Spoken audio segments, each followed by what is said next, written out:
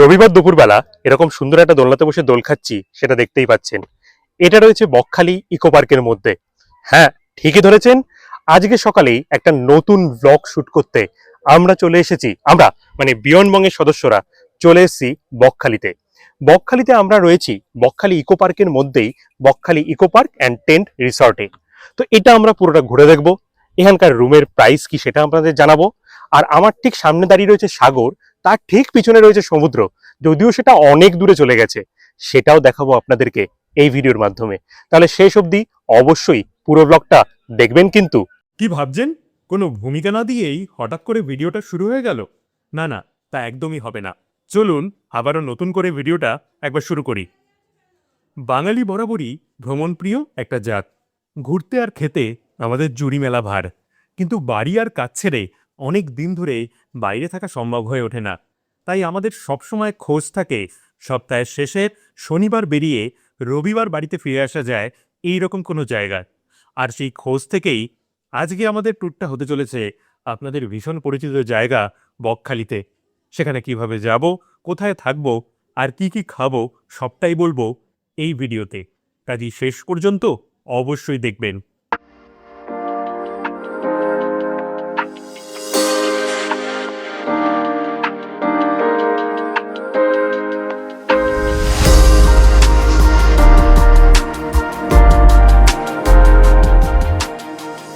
বকখালি যাওয়ার দু রকমের উপায় আছে, এক বাসে, দুই ট্রেনে। তবে আমরা ট্রেনটাকেই বেছে নিয়েছিলাম। আর তারই প্রথম ধাপে নামখানা পর্যন্ত যাওয়ার জন্য শিয়ালদহ থেকে ৭টা ১৪ নামখানা লোকালে চেপে বসেছিলাম। এই প্রসঙ্গে বলে রাখি, যারা মৌসুনি ঘুরতে যান তারাও কিন্তু এই ট্রেনটা ধরেই নামখানা নেমে পরে ওখান থেকে টোটো বা অটো ধরে নদী পার হয়ে মৌসুনি চলে যান। এই ট্রেনটা লক্ষ্মীকান্তপুরে পৌঁছায় প্রায় ৯টা। ওখানে ২০ মিনিট দাঁড়িয়ে নামখানা ঢুকতে ঢুকতে বাজিয়ে দেয় প্রায় ১০:৩০। এরপর নামখানা স্টেশন থেকে টোটো ধরে বকখালি পৌঁছাতে পৌঁছাতে আমাদের 11:30 বেজে গিয়েছিল। আর রিসর্টে ঢুকে রুমে ব্যাগপত্র রেখে পার্কটা টপকে প্রথমেই চলে গিয়েছিলাম সমুদ্র দেখতে। দীঘা পুরীর মতো ঢেউ কিন্তু এখানকার সমুদ্রে একেবারে নেই, কিন্তু তারপরেও এই পাড়ে দাঁড়িয়ে থাকতে কিন্তু বেশ লাগে। আপনারাও আমাদের সাথে দেখুন না আর উপভোগ করুন।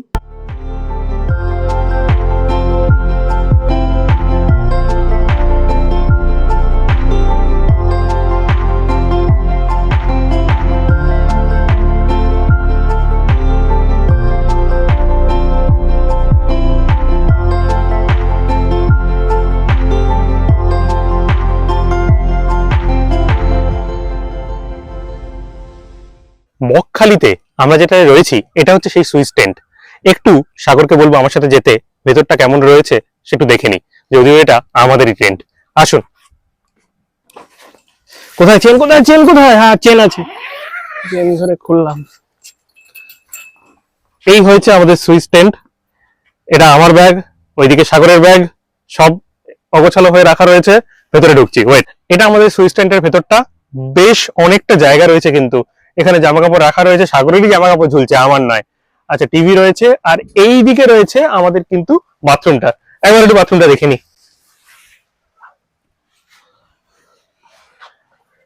বাথরুমটা কিন্তু বেশ, আমি চলে যাই। বাথরুমটা কিন্তু বেশ পরিষ্কার পরিচ্ছন্ন রয়েছে। টেন্টের মধ্যে হলো বাথরুমটা কিন্তু বেশ ভালো রয়েছে। তাহলে পুরোটা দেখলেন।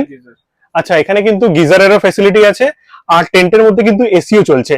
এবার আপনারা যদি যারা শীতকালে আসবেন তারা কিন্তু নন এসিও সেটা ইউজ করতে পারেন।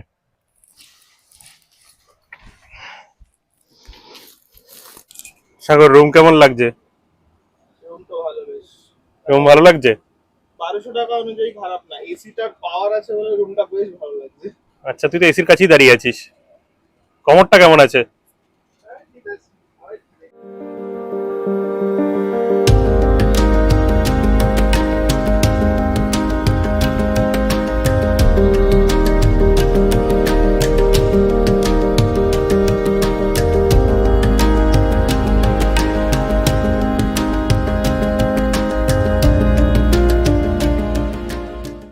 আচ্ছা, এখন কিন্তু ৩টে বাজে, অনেকটা বেলা হয়ে গেছে। আমাদের লাঞ্চটা সার্ভ করে দিয়েছে। এবার একটা অদ্ভুত ব্যাপার বলি, আমরা কিন্তু যেখানে অ্যাকচুয়ালি এনাদের খাবার দেওয়ার নিয়ম আছে সেখানে বসে খাচ্ছি না, আমাদের খুব শখ হয়েছে আমরা প্রকৃতির কোলে বসে খাবো, সেজন্য আমরা এরকম একটা মাঠের মধ্যে বসে খাচ্ছি।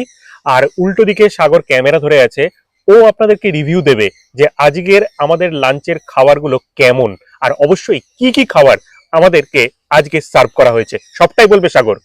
মোটামুটি 3টে বেজে গেছে, আমাদের খাতে সত্যি লেট হয়ে যাচ্ছে। যাই হোক, আমার খাবারটা টেবিলে সাজিয়ে দিয়েছে, আমরা বসে গেছি খেতে। তো 899 টাকা বা 1300 টাকায় যে টেন্ট আছে সবেতেই কিন্তু থালিটা সেম, মানে ফিশ থালি দিচ্ছেন এনারা। এবার থালিতে কি কি দিচ্ছে সেটা বলি। সাদা ভাত আছে, আলু ভাজা আছে, এখানে চিপস আছে, স্যালাড দেবে, আর মাছের একটা আইটেম থাকবে। সেটা মাছটা কি মাছ দেবে সেটা, আমাদের তো কাতলা দিয়েছে, তোমাদের অন্যও দিতে পারে, কিন্তু মাছের একটা আইটেম থাকবেই।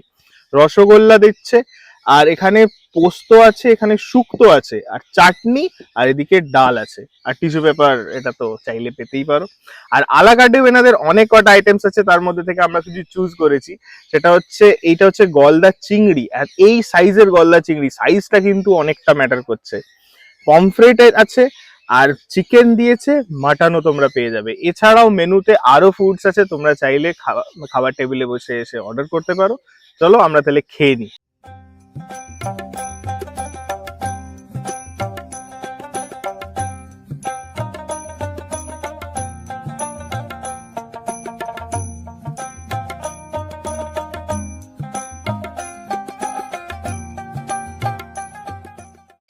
এখনো পর্যন্ত সবকটা আইটেম ট্রাই করা হয়নি, তো এই যে শুক্তোটা দিয়েই খাচ্ছি আপাতত।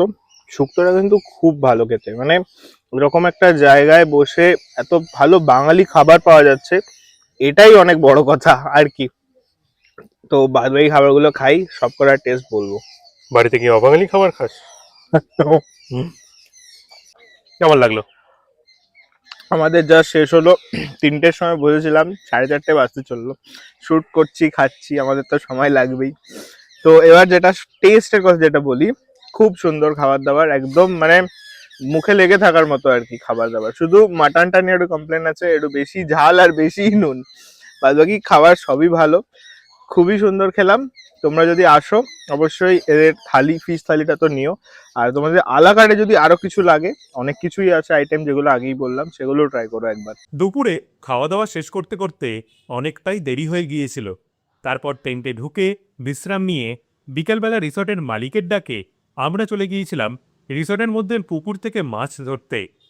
যদিও এখানে মাছ ধরতে খুব বেশি কষ্ট করতে হবে না, কারণ ওটা আপনাদের জন্য সাজিয়ে গুছিয়েই রাখা থাকবে। মাছ ধরা শেষ করে চলে গিয়েছিলাম সমুদ্রের পাড়ে সূর্যাস্ত দেখতে। ড্রোন দিয়ে বেশ কিছু ভালো ভিডিও তুলেছি, আপনাদের সাথে শেয়ার না করে পারলাম না।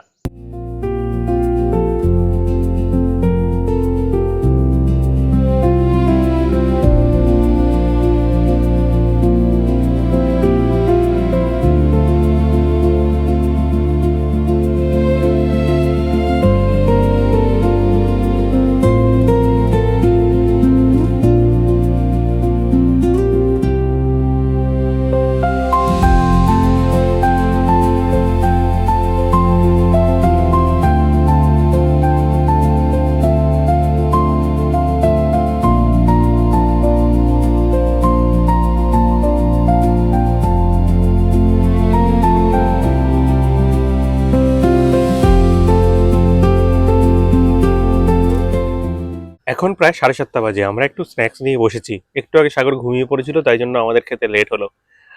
সাগরের জন্য দুধ চা দিয়েছে, আমার জন্য লেকার চা রয়েছে, এটা খাবো। এখানে একটা পকোড়াও রয়েছে। সাগর পকোড়া খাবি তো? তো এটা পকোড়া খেয়ে আমরা সি বিচে যাব, মানে বকখালির যে মেন সি বিচটা, সেখানে একটা মার্কেট ফার্কেট মতো বসে, খাবার দাবারের অনেক স্টল বসে, সেটা দেখতে যাব। চলুন ঘুরে আসি। চা আর স্ন্যাক্স শেষ করেই আমরা চলে গিয়েছিলাম বকখালির মেন সি বিচটা দেখতে। আমরা ছিলাম মূলত ফ্রেজারগঞ্জে, এখান থেকে টোটো ধরে বেরিয়ে পড়েছিলাম বকখালি সি বিচের উদ্দেশ্যে। আমি যেখানে দাঁড়িয়ে আছি এটা বকখালি মার্কেট এরিয়া, আর ঠিক আমার সামনেই রয়েছে বকখালির মেন সি বিচ। এখানে কিন্তু অনেক রকম দোকান আছে, আপনারা চাইলে অনেক কিছু এখান থেকে কিনে নিয়ে বাড়িতে যেতে পারবেন। প্লাস এখানে কিন্তু অনেক খাবারেরও দোকান আছে, সেগুলো আমরা এক এক করে ঘুরে দেখবো। চলুন না দেখে আসি।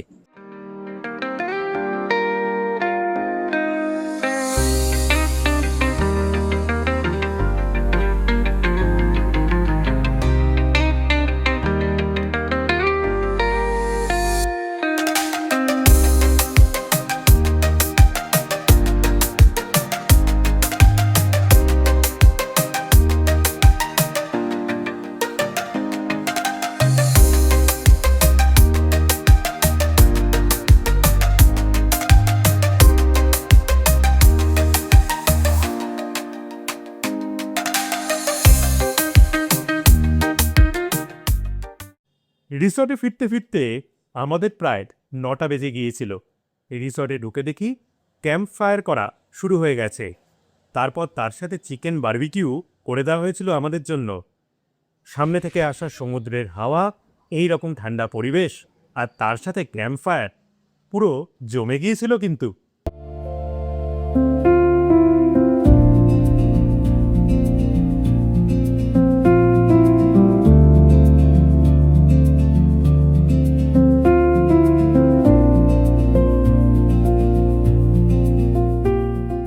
আচ্ছা, আমরা একটু আগে সি বিচে গেছিলাম। সি বিচ ঘুরে আপাতত আমরা এখানে এসে দেখি বনফায়ার শুরু হয়ে গেছে, আর তারপরেই হচ্ছে চিকেন বারবিকিউ চলছে।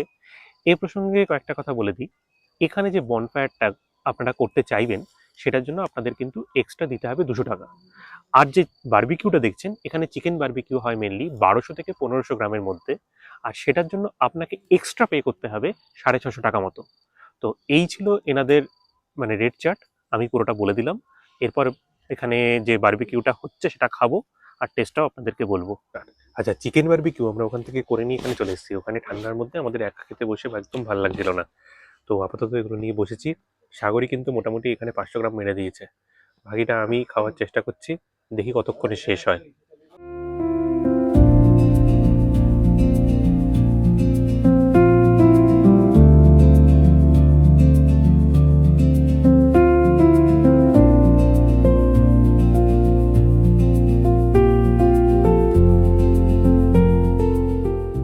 ক্যাম্প ফায়ার সেরে ডিনার সারতে সারতে অনেকটাই রাত হয়ে গিয়েছিল।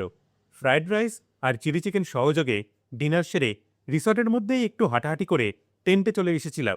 আর সারাদিনের ক্লান্তিতে ঘুমিয়ে পড়তে খুব বেশি সময় লাগেনি।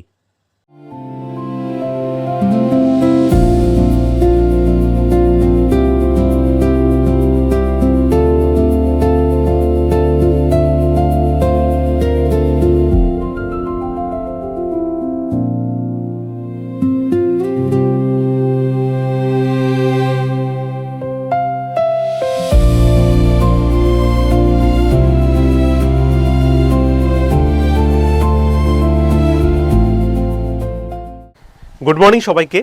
আজকে বকখালি ইকো রিসর্টের সেকেন্ড দিন। আমরা সকালে উঠতে একটু দেরি হয়ে গেছে। আপাতত আমরা দাঁড়িয়ে আছি এখানকার ঝাউবনের মধ্যে। আমার সামনে আছে সাগর, সাগরের পিছনেই সমুদ্র। তো আমরা একটু সমুদ্রের দিকে যাব। সমুদ্রটা শেষ করে এরপর চলে যাব আমরা বকখালিরই আরেকটা ফেমাস ট্যুরিস্ট স্পট হেনরি আইল্যান্ডে। তো এটাও আমার প্রথম দেখা, এর আগে আমি একদমই যাইনি। তো আগে সমুদ্রটা দেখি, তারপরে আমরা হেনরি আইল্যান্ড দেখতে যাব। চলুন।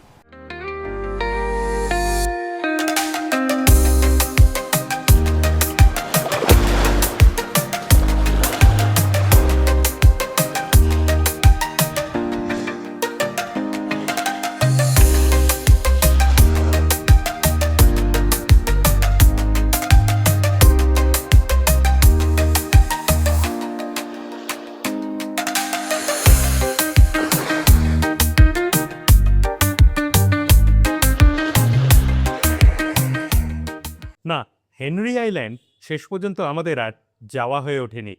সময়ের অভাব ও বাস না পাওয়ার জন্য রিসর্টে ফিরে এসে তাড়াতাড়ি ব্রেকফাস্ট সেরে নিয়েছিলাম। সমুদ্রতে কিছু সময় কাটিয়ে আমরা বেরিয়েছিলাম বাসের জন্য। তো এসি বাস তো পেলাম না এখানে। অ্যাকচুয়ালি শনিবার রোববার করে এসি বাসটা পাওয়া যায় বকখালি থেকে রিটার্ন টু কলকাতা। বাট সোমবার থেকে নর্মাল বাস আছে, যেটা 110 টাকা ভাড়া, নর্মাল, যেটা উইদাউট এসি। তো আমরা ফিরে এলাম, যেহেতু আমাদের ট্রেন ধরতে হবে এবার। তো আমরা এখন বসে আছি, আমাদের ব্রেকফাস্টটা সারছি। লুচি, এখানে ডিম টোস্ট দিয়েছে। তারপরে আমরা বেরিয়ে যাবো আমাদের ট্রেনে যাওয়ার উদ্দেশ্যে।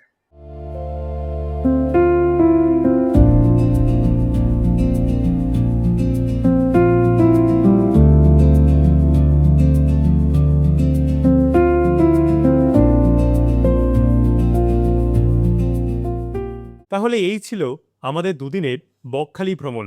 সময়ের অভাবে বেশ কিছু জায়গায় যাওয়া হয়ে উঠল না, তবে আবারও আমরা আসবো বকখালিতে বাকি রেখে যাওয়া জায়গাগুলো ঘুরতে। আপনাদের এই বকখালি ভ্রমণ কেমন লাগলো সেটা কমেন্ট করে জানাবেন, আর চ্যানেলটাকে সাবস্ক্রাইব করে একটু আমাদের পাশে থাকবেন।